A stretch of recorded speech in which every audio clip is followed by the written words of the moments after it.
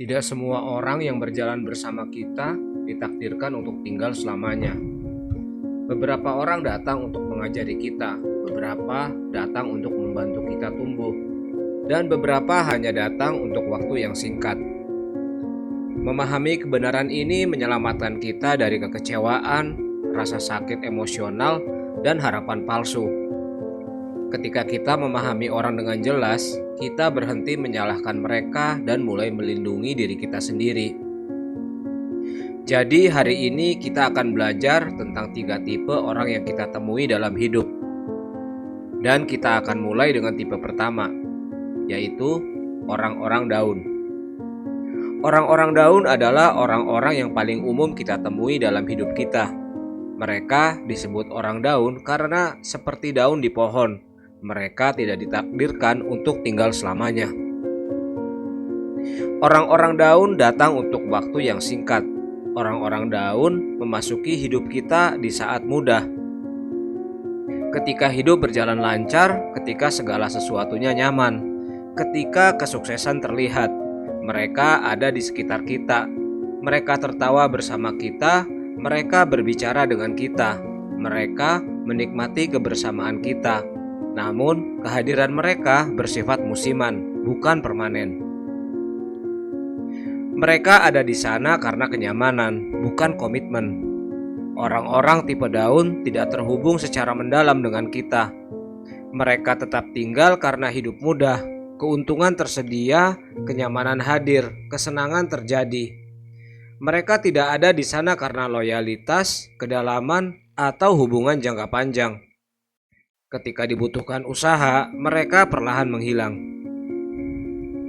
Anda tidak dapat benar-benar mengandalkan orang-orang tipe daun. Orang-orang tipe daun tidak dapat diandalkan di saat-saat sulit.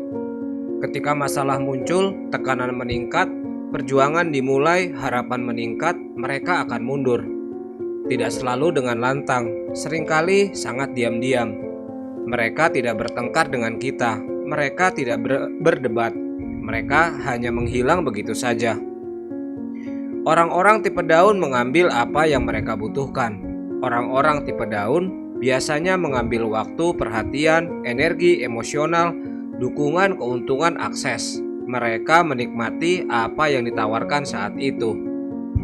Namun begitu mereka mendapatkan apa yang mereka butuhkan, atau begitu situasinya berubah, minat mereka mundur. Mereka pindah ke tempat nyaman berikutnya.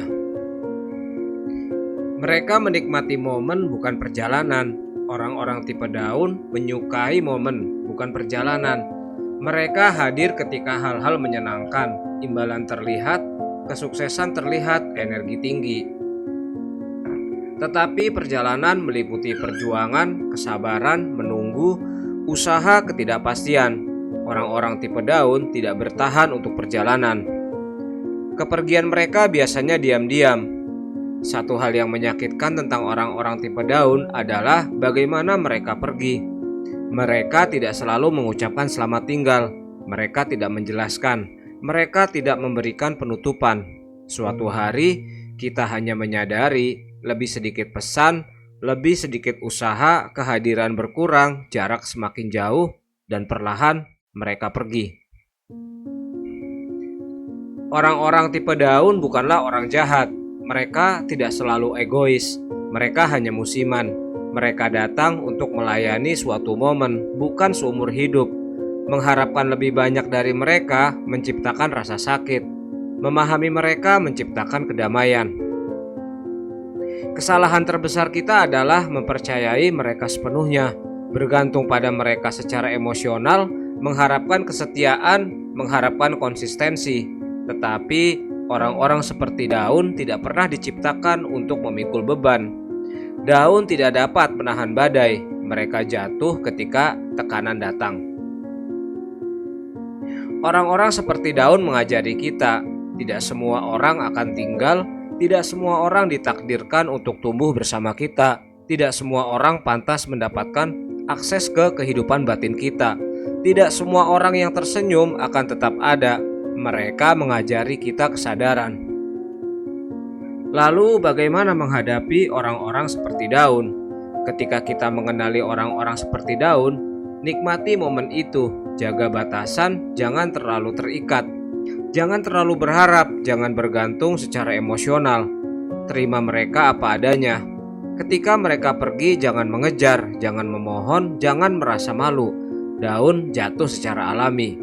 Orang-orang seperti daun adalah bagian dari kehidupan. Mereka datang, mereka mengambil, mereka menikmati, dan mereka pergi.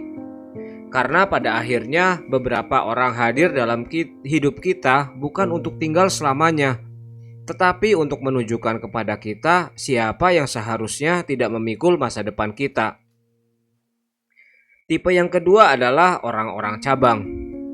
Setelah orang-orang daun, tipe orang kedua yang kita akan temui dalam hidup adalah orang-orang cabang. Orang-orang cabang berbeda, mereka terlihat lebih kuat, mereka tinggal lebih lama, mereka memberikan lebih banyak dukungan. Tetapi bahkan cabang pun memiliki titik patah.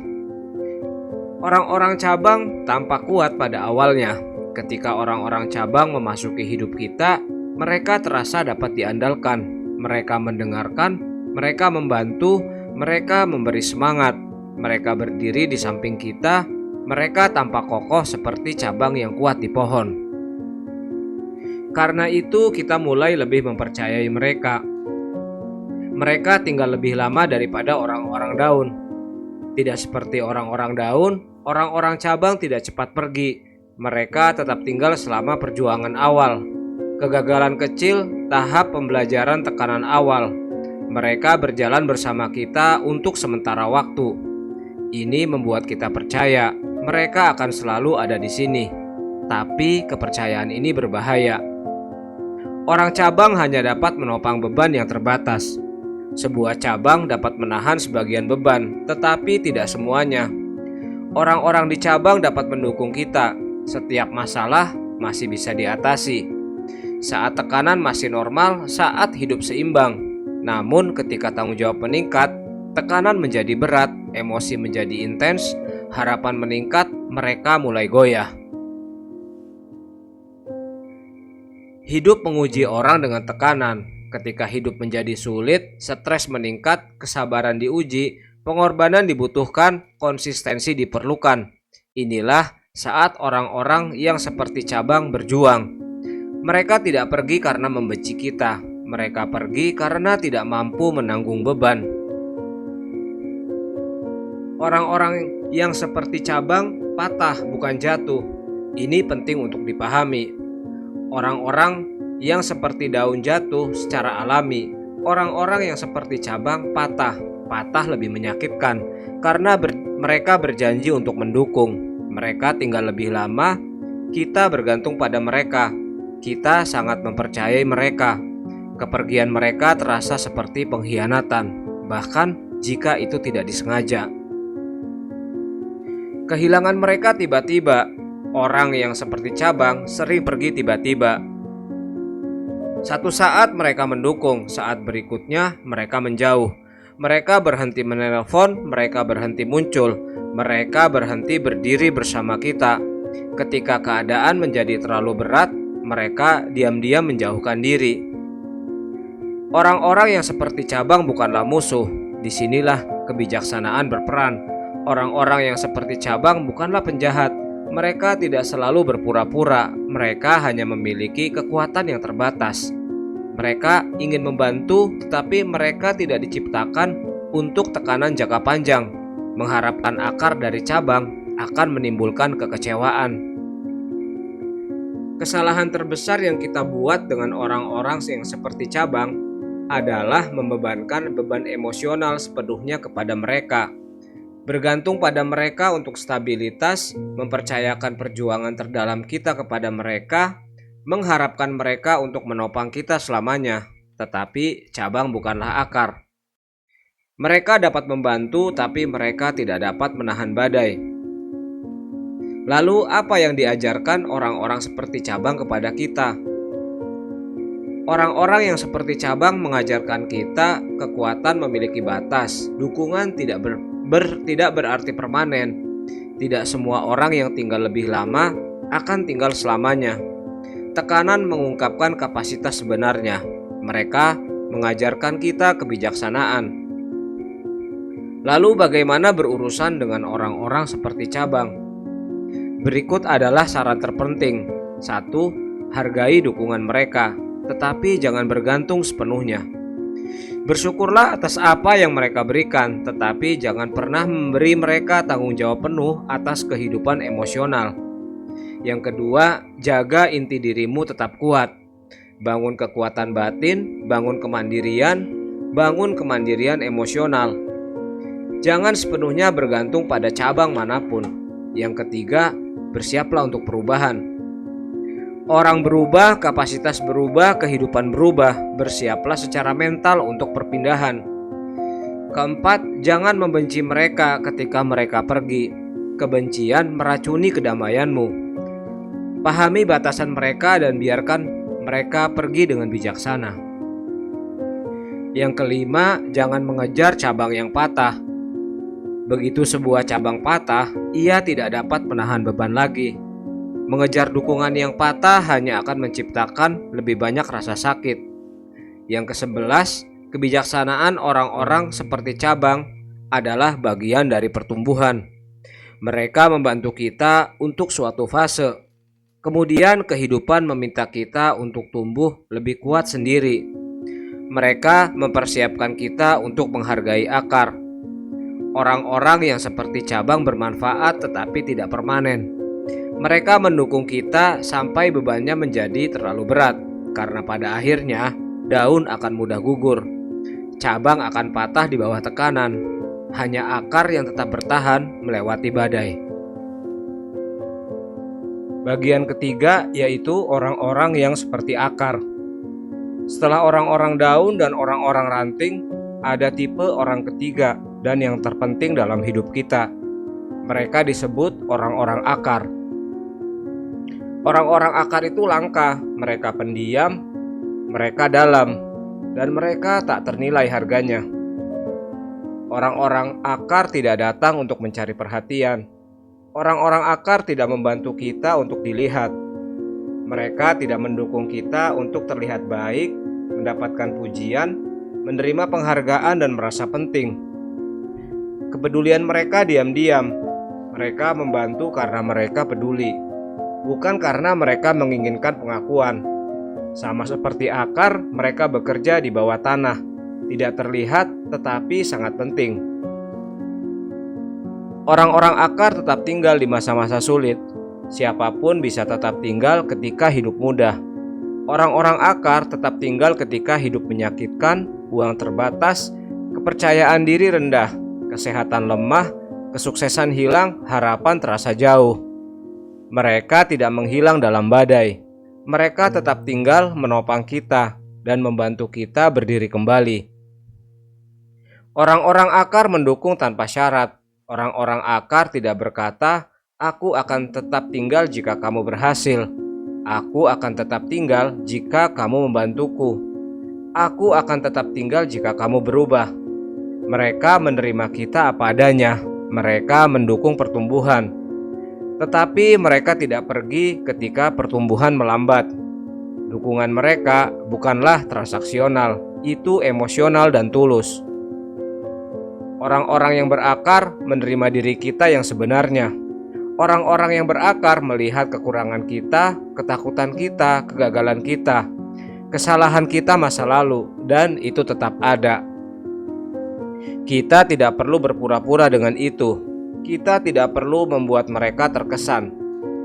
Dengan orang-orang yang berakar, kita bisa menjadi diri kita sendiri. Orang-orang yang berakar memberi kekuatan, bukan ketergantungan. Orang-orang yang berakar tidak membuat kita lemah. Mereka tidak membawa kita selamanya. Mereka membantu kita berdiri sendiri. Mereka mendorong kita untuk tumbuh lebih kuat, lebih bijaksana, dan lebih mandiri. Tujuan mereka bukanlah kontrol. Tujuan mereka adalah stabilitas. Orang-orang yang berakar melindungi Anda ketika Anda tidak hadir. Inilah tanda yang kuat. Orang-orang yang berakar berbicaralah yang baik tentang kita ketika kita tidak ada, membela kita ketika kita dikritik, melindungi nama kita, menjaga martabat kita. Mereka melakukan ini bahkan ketika kita tidak pernah tahu. Inilah kesetiaan. Orang-orang yang berakar tetap bertahan melewati setiap musim. Musim berganti, kesuksesan datang dan pergi, kegagalan muncul dan menghilang, kehidupan naik turun. Orang-orang yang berakar akan tetap tinggal. Di musim dingin, di musim panas, di tengah badai dan sinar matahari. Mereka bukan musiman, mereka permanen. Orang-orang yang berakar jumlahnya sedikit, tidak banyak. Kebanyakan orang-orang memilikinya. Banyak orang yang seperti daun, beberapa orang seperti ranting, sangat sedikit orang yang berakar. Terkadang hanya satu, terkadang dua. Kualitas lebih penting daripada kuantitas. Satu orang yang berakar lebih berharga daripada 100 daun. Kesalahan yang kita buat terhadap orang-orang yang berakar, seringkali kita mengabaikan mereka, menganggap mereka remeh, memberikan waktu kepada orang yang salah, menyadari nilai mereka terlalu terlambat. Orang-orang yang berakar pantas mendapatkan rasa hormat, rasa terima kasih, waktu, perhatian, serta perlindungan. Jangan kehilangan akar saat mengejar daun. Bagaimana mengenali orang yang berakar? Orang-orang yang berakar muncul ketika tidak ada yang bisa didapatkan, tetap tinggal ketika keadaan menjadi buruk.